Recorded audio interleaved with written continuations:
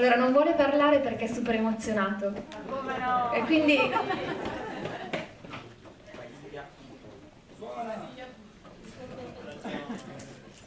Quindi dà il compito a me di parlare un po' per lui. Allora, Diego, a parte che dovresti dire perché devo parlare io al passo tuo. Com'è andata? Bello! Bravo! Bello! Parte peggiore? Migliore? Allora, per aiutare Diego, rivedendo questo film inizia con 2 tracce che volevo condividere con voi per far iniziare Diego a chiacchierare. La prima traccia è che lui dice io non so come è successo, che è un po' la chiave di lettura, un po' di com'è lui e un po' di com'è questo film. Dice non bisogna mai prendersi troppo sul serio, né quando si parla di sé né quando si parla di culture. E la seconda traccia, che mi ha fatto sorridere ed è il motivo probabilmente per cui Diego mi ha chiesto di aiutarlo a chiacchierare, lui dice: è finita una storia d'amore e tutto quello che avevo è rimasto molto lontano e tutto quello che avevo di più importante sono 3 cose: i libri, i fumetti e i vestiti. Allora, i vestiti è evidente perché lui ha una passione enorme per le camicie. I libri e i fumetti, uno dice cavolo, sto facendo un film, dovrei dire musica, film. Invece dice libri e fumetti. Quindi un po' il motivo per cui sono qui è che noi ci incontriamo in libreria. Io ho una libreria e lui tra un viaggio e l'altro per la Iacuzia veniva a comprarsi i fumetti. E questo la dice lunga sulle cose che gli appartengono e che intreccia questo film. Questo film tiene insieme linguaggi molto diversi. È un documentario, ma è anche un film. Passa l'animazione, qui tra l'altro nel pubblico c'è Lise Renzini.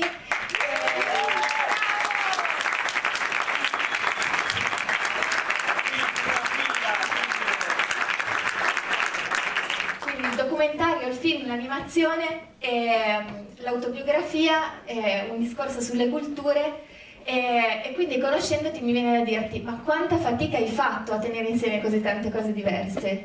Quanta fatica a passare, ci sono 2 pezzettini nel film di riprese sue, cioè la sua matrice originaria, lui prima teneva una camera in mano, a un certo punto ha dovuto cederla e questo film, lui mi ha detto, ha dovuto diventare cinema. E quanta fatica sul linguaggio, alla fine tra tutte le persone che hanno collaborato c'è Andrea Baiani, uno scrittore, e insomma, quanta fatica hai fatto?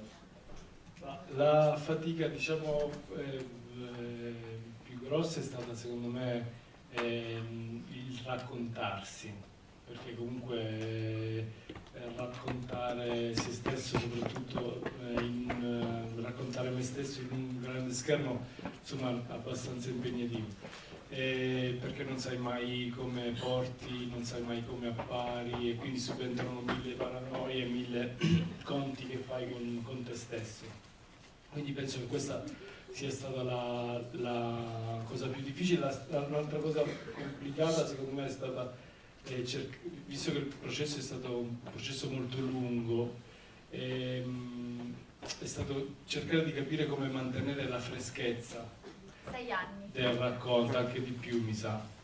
E quindi mantenere la freschezza me lo sono chiesto molte volte come si può fare, quindi magari scrivevi delle robe, mettevi in atto delle cose, però alla fine risultavano sempre già datate, già troppo vissute, quindi l'idea è stata quella di raccontare il passato o il presente o il passato subito, cioè le cose più fresche possibili della mia vita, ecco.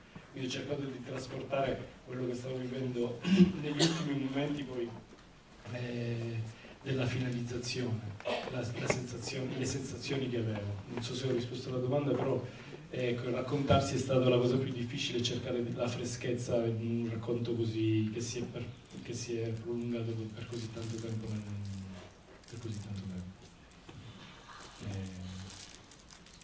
E chi ti ha aiutato? Beh, mi ha aiutato senza dubbio il mio produttore Edoardo Fracchia, che comunque ha offerto una consulenza costante sul film, e poi nell'ultima fase, quando ormai il montaggio si stava ultimando, Andrea Baiani, che è un professionista della narrazione,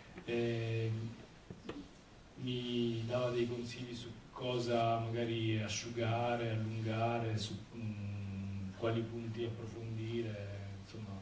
Mi hanno aiutato in tanti, tra l'altro molti amici anche presenti in sala, cioè, sì, diciamo professionalmente da contratto queste due persone, però fondamentalmente anche i costanti feedback che ricevevo dalle persone.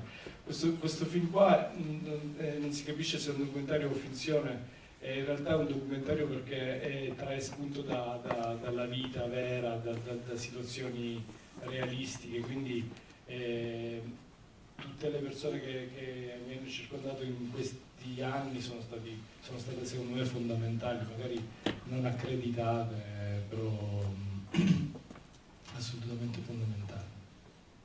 E perché hai sentito il bisogno di portare l'animazione nel film? Cioè tu dici è un documentario, è reale, la vita vera, però a un certo punto la vita ti sfugge, vuoi assolutamente il sogno, vuoi l'animazione. Questo anche perché mi piacerebbe che Alvise venisse a dire due parole, perché questo lavoro che hai fatto sull'immagine è un lavoro potente, perché non è facile inserirsi in un linguaggio del genere. Invece la sensazione anche finale di questi titoli di coda che passano sull'immagine disegnata sono di perfetta armonia, quindi mi piacerebbe che poi ci dicessi due cose su questo.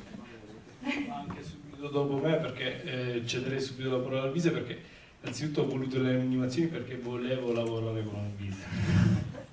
No, avevo bisogno di qualcosa che andasse completamente fuori da ciò che fosse reale, quindi il disegno poteva rappresentarlo in maniera eccelsa, e Alvise, che amo e stimo come persona e come artista, ha deciso suggerisco di vedere i suoi lavori passati, sono uno più bello dell'altro, e sono stati in festival importanti, ma si possono trovare anche su YouTube. Come si intitola? La Casa degli Spiriti? No, Ci sono gli spiriti, è uno dei migliori, secondo me, segnatelo.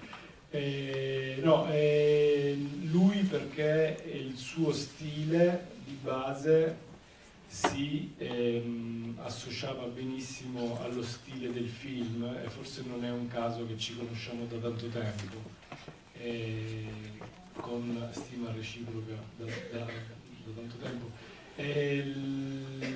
Sì, il suo stile si accoppiava perfettamente con il film, e quindi Alvise, dici qualcosa. Sì, lo spero, quantomeno ci ho provato. Chiaro, come hai detto tu, l'animazione assolve una funzione narrativa così di rottura, una specie di trip lisergico, nel senso che ha bisogno di aveva bisogno narrativamente la tua narrazione appunto di partire, di avere un momento di visione per partire per un altrove. Poi non so, io sono un disegnatore abbastanza semplice e primitivo, e mi sono trovato bene infatti in questa atmosfera di caverne, di sciamani, che non so fare molte cose, so disegnare come un disegnatore primitivo, hai capito, poche cose simboliche, bisonti, mammut, cose. E ho cercato, spero, insomma, uscendoci, insomma, di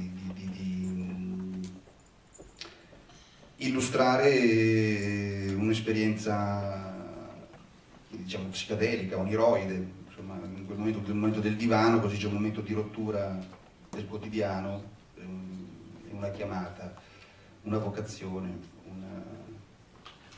Io vorrei aggiungere una cosa, un suggerimento a chi lavora con altri artisti. Io ho avuto la fortuna di lavorare con Alvise. Se dovesse capitare di lavorare se vi dovesse capitare di lavorare con qualche altro artista, non cercate di chiedergli delle cose specifiche, ma lasciate spazio all'artista. In questo caso io ho lasciato spazio a Alvise, io gli chiedevo delle cose, lui me ne mandava delle altre, e alla fine erano meglio di quelle che chiedevo io, quindi è un suggerimento che mi sento di dare. No, è che non so disegnare tutto, non so fare tutto, so fare alcune cose, capito? Proprio il pittore rupestre, capito? Vuoi il bisonte, te lo faccio, canotto non lo so fare, cioè alcuni simboli, in questo caso magari sono simboli più, uso una palla da tennis piuttosto che un maranzano o un pianeta, insomma. Però certe cose le so disegnare, altre no, e cercavo di portare le cose nel territorio che conosco, banalmente. Tutto qua.